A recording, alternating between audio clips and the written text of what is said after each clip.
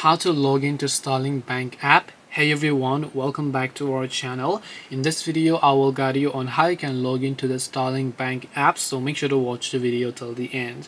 In order to log into the Starling Bank app, it's actually quite very simple to do so, because all you have to do is first of all make sure that you download the Starling Bank application here, and then just go ahead and then open it up like this. And once you open the Starling Bank app, right at the bottom you'll find the Get Started option, so make sure to tap on it. Now if you don't have an account, you can tap on Open New Account, but if you are logging in as a returning customer, tap on Login as a returning customer. Make sure to simply enter your phone number here, and once you enter your phone number, tap the Continue option, enter your password for your mobile banking or online banking, and after that you will be successfully logged in to your application of Starling Bank.